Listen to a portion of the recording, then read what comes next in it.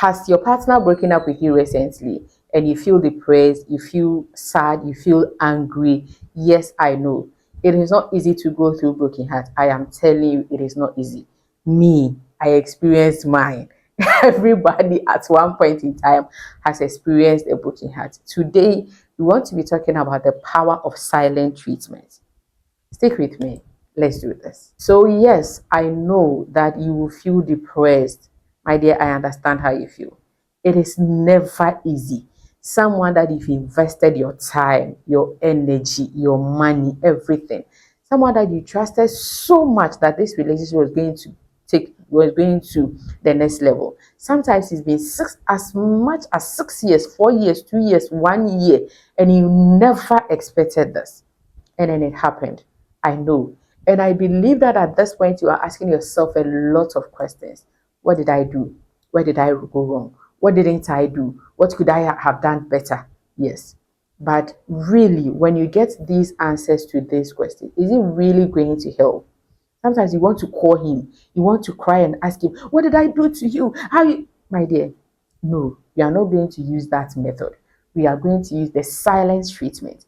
And the silent treatment is when you do not talk to the person, you do not reply to the person's messages, you do not send the person a message. You see, when we were kids, you do something and you expect your mother or your father to beat you, to discipline you. And then these people will not ask you anything. And then you are so frustrated, like you don't know what to do because you want them to ask you so that at least you can explain yourself, but they will not. That alone is enough. That alone is enough. So let's use the silent treatment rather. So why should you use the silent treatment? It gives you time and space to heal. You need to heal. You need to cry. You need to feel whatever you are feeling. Don't lock those emotions inside. No. If you have to cry, cry. But when you are still in communication with the person, when you are still talking to the person, when you are still answering the person's calls or replying to the person's messages, you cannot take that time. So you need time and space to heal. That is why you need to give the person a silent treatment. And then it also makes your ex miss you and wonder what you are up to. What is she up to? What is he up to? Why is she not calling me? Why?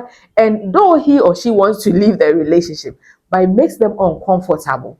But when you push it, you see, when someone is doing something and you go like, oh, stop, stop. Yeah, I always tell you, when I am crying and you tell me to stop, that is when you are fueling me. Like, I will cry more. So you do, why did this? Why have you left it? Why? They will not miss you. They will not. And they will not wonder what is going on. So at least let them feel that space. Let them have that feeling. Let them fight with their conscience. Let them have conversation with themselves. Let them wonder what exactly is going on. And then it takes away their ability to get a reaction from you. Because when you keep communicating with them, it gives them that ability. They get reaction from you, and sometimes they want to know that, oh, at least she has cried, she's so I'm fine. It clears their conscience. No, don't give that ability to them. No, give him or her that space, and it demonstrates that you are strong and you have self-respect. When you kind of go on crying and begging, this lady said her boyfriend broke up with her. She's calling the guy's friends. She's calling the guy's sister. Please beg her for me. I remember I did some. In my case, I was in school with my ex's brother. Hey, this guy suffered in my hands. And then one day, my ex called me and said, do you think going to my family can make them convince me to still be with you? And I said, wow. Hey, my self-respect was gone. Why have I given this guy the ability to talk to me like that? Why did I even do that? My dear, don't do that. No, don't do that. You see, don't give him that ability. Okay? Give him that silent treatment. Give him that space. Let him go. If you cry, cry, but let him go. So how do you implement this silent treatment? Be disciplined enough and avoid contacting him or her. But then no matter how tempting it might sound, I know that it can be really hard, but you have to be strong. You have to be strong. Even if sometimes I can't even say delete his number because sometimes their numbers are off head. But you have to be disciplined enough.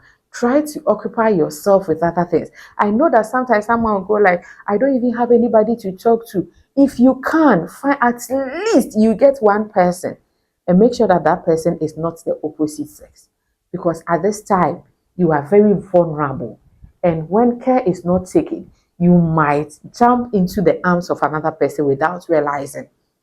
But be disciplined enough. Can sisi suma weninye day.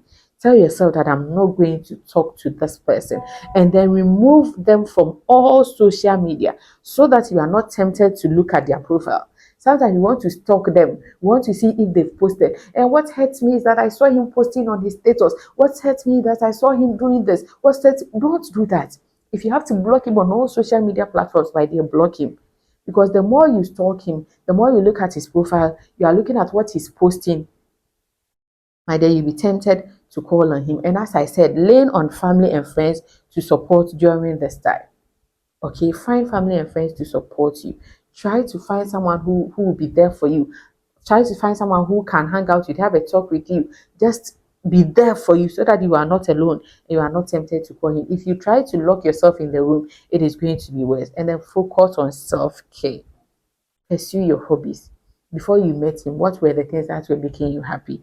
Go exercise, go to the gym, read inspiring books, books that you've always wanted to read, videos that you've always wanted to watch, movies that you've always wanted. But there's not the time for you to watch a romantic movie. You know, cry the best I asked them. It will make you cry more. Don't do that.